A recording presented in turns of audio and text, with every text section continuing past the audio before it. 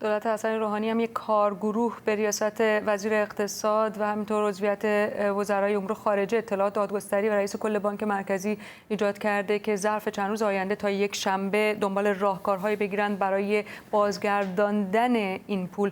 فرهاد علوی، کارشناس مسائل حقوقی و بانکی و مالی از واشنگتن با ماست. آقای علوی، آقای ظریف گفته این کار خلاف قوانین بین المللیه. آیا واقعا اینطوره؟ ببینید، آمریکا در این زمینه خب خیلی مشخصه و این قانون سالیان سال است که موجود بوده. در واقع یه قانونی هست به نام Alien Tort Claims Act که اجازه میده که اتباع آمریکایی، مقیمای آمریکا بتونن شکایت کنن بر علیه دولت‌های دیگه برای به اصطلاح صدمه‌های، لطمه‌های، خسارت‌هایی که از طریق تروریسم دیدن. و این در واقع یه معافیتیه به مسئولیت سیاسی که طبق قوانین بین‌الملل و عرف بین‌الملل وجود داره. همین که این قانون و موردهای دیگه هم بوده بر علیه دولت‌های دیگه هم به غیر از ایران در این طبق این قانون. پس آقای ظریف بر چه اساسی میخواد بره شکایت بکنه؟ در چه دادگاهی؟ این شکایت به نظر بیشتر یه بیانیه سیاسی میمونه تا یه به اصطلاح آرگومنت حقوقی.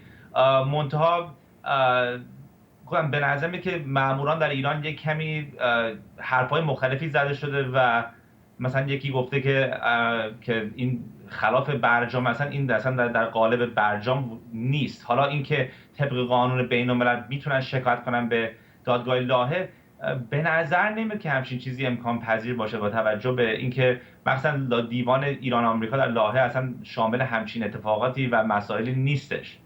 الان یک دعوای سیاسی در ایران در جریان هست که بخشش رو در گزارش هم دیدید، اینکه دولت مثلا آقای احمدی نژاد باید قبل از اینکه کار به اینجاها میکشید پول رو از آمریکا به کشور برمیگردوند. آیا اصلا چنین شرایطی فراهم بود و ازش استفاده نشد؟ خب به علت همین تحریم‌های بانکی، خب جابجا کردن پولای ایران یک کار بسیار چالش برانگیزی بوده واسه ایران و آیا اصلا همچین چیزی امکان پذیر بود در اون زمان؟ بعید میدونم. برای اینکه خود همین برجام هم طبق این برجام یکی از نکته‌هاش اینه که خیلی از پولای ایران که در ممالک دیگه بوده به خاطر همین فروش نفت به فرض قفل بود در واقع توی این ممالک. و همین که آیا دولت احمدی نژاد آیا این اختیارات داشتن که این پول رو برگردونن ایران؟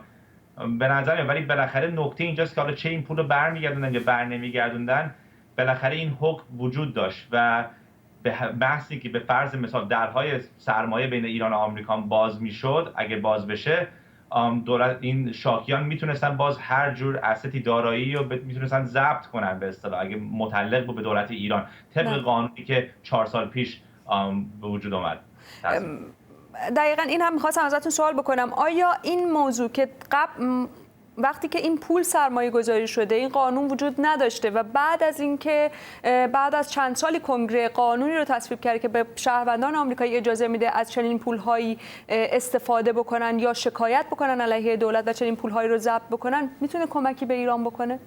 ببینید، نکته این قانونی که 2012 تصویب شده این بود که شاکیان اگه بتونن ثابت کنن که دولت ایران حقی به اون پول داره و مالکیتی به اون پول داره یا تعلقی داره، بله میتونن اونا استفاده کنن برای اجرای حکمشون. ولی این قانونی که اجازه میداد که شاکیان آمریکایی بتونن شکایت بیارن بر علیه دولتی مثل ایران برای یه مثلا اتفاق حوادث تروریستی، خب این قانون از قرنها، در واقع 2 قرنه که وجود داره و این Alien Tort Claims Act ریشش به قرن 18 میلادیه. در نتیجه سوال اینجاست، در واقع این سوالی که دیوان عالی داشت جواب میداد این بود که آیا میتونستن به این پولای به خصوص رو استفاده کنن برای این حکم. ولی بالاخره نکته اینجاست که یه حکمی بالاخره بوده و حالا کدوم پول یا کدوم سرمایه یا کدوم دارایی ایران میخواد استفاده کنه برای اجرای اون حکم، خب اون چیزی است که تو این قانون 2012 تا حدی روشن کرده و تعریف کرده. فرهاد علوی، کارشناس مسائل حقوقی بانکی و مالی از واشنگتن، ممنونم از شما.